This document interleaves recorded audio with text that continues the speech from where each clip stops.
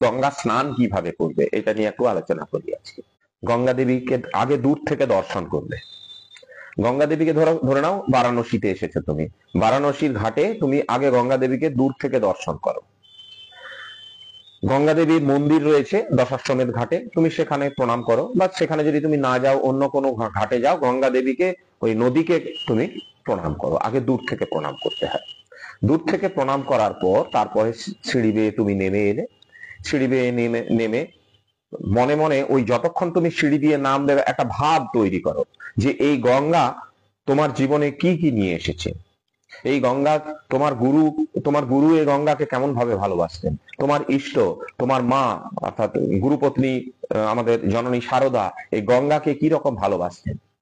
আরো যদি পুরাণ ইত্যাদি পড়েছো তুমি, যদি তুমি ভাগবত পুরাণ বা এইসব কিছু পড়েছো, তো সেইগুলোকে নিয়েও একটু ভাবো। হ্যাঁ, রাজা হরিশ্চন্দ্রের কথা ভাবো। তারপরে তুমি ভাবতে পারো রাজা ভগীরথের কথা, সগর রাজার কথা, সকলের কথাগুলো একটু ভাবতে থাকো। ভাবতে ভাবতে ভাবতে ভাবতে ভাবতে আস্তে আস্তে আস্তে কিছুক্ষণ বসো। এলে আর ঝপাং করে চুবে দিলে না, ঝাপাঝাপি করো না। গঙ্গার জলে ঝাপাঝাপি খেলাখেলির জন্য নয়, শ্রদ্ধা সহকারে তার মধ্যে অবগাহন করতে হয়। মা গঙ্গারতে নামার আগে একবার নতজানু হয়ে প্রণাম করবে। পারলে একটু হাতে জল নেবে, জল নিয়ে পরে মাথায় ঠেকাবে। তারপরে মা গঙ্গাকে প্রণাম করে ধীরে ধীরে নামবে। ধীরে ধীরে নেমে প্রথমেই উচিত পিতৃপুরুষদেরকে জল দেওয়া। এক আচলা করে জল নিলে আগে পিতৃপুরুষদেরকে জল দাও, অর্থাৎ পিতা তিনি যদি নেই তাদেরকে শুধু একটু করে জল অঞ্জলি মানে জলাঞ্জলি দাও। যদি তোমার তর্পণ করার ইচ্ছে থাকে তিল তর্পণও করতে পারো, সে যদি জোগাড় তোমার থাকে ভালো, নইলে শুধু জল অঞ্জলি দাও। তো পিতা, তারপরে পিতামহ, তারপরে প্রপিতামহ, যাদের যাদের কথা নাম মনে আছে, এবং পিতৃব্য যারা নেই, পিতৃব্য মানে হলো কাকা জ্যাঠা এরা সবাই, এদেরকে একটু করে জল দাও।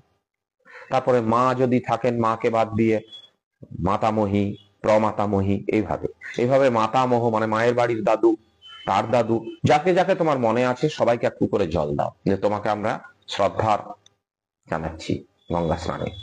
তাদের সকলকে প্রণাম করবে।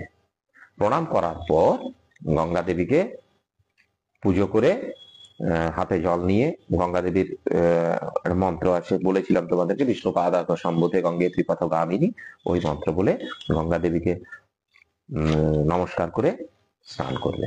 স্নান করার পরে আগে একবার স্নান করেছো, আরেকবার স্নান করবে, তর্পণের পরে একবার স্নান করবে। তারপরে স্নান করে আবার উঠবে। আবার উঠে এবারে গঙ্গা দেবীকে ফুল মালা যেগুলো পাওয়া যায় বা নিয়ে এসছো তুমি সেগুলো দাও, অর্পণ করো। যদি কাউকে কিছু দান করার থাকে সেগুলো অর্পণ করো। দেবতাদেরকে একটু করে গঙ্গার জল দাও, পুজো করো। ব্রহ্মা বিষ্ণু মহেশ্বর গুরু ইষ্ট সকলকে গঙ্গাতে পুজো করো।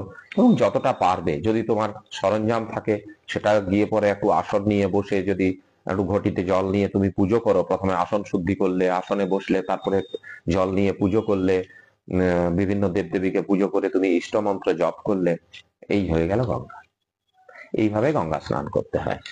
সবার গঙ্গা স্নান মানে হলো কি, স্নান মানে শ্রদ্ধা স্নান, এটাকে আমাদেরকে প্রথমে বুঝতে হবে। বস্তুগত গুরুত্বটার ঊর্ধ্বে আমাদেরকে একটু ভাবগত গুরুত্বে যেতে হবে।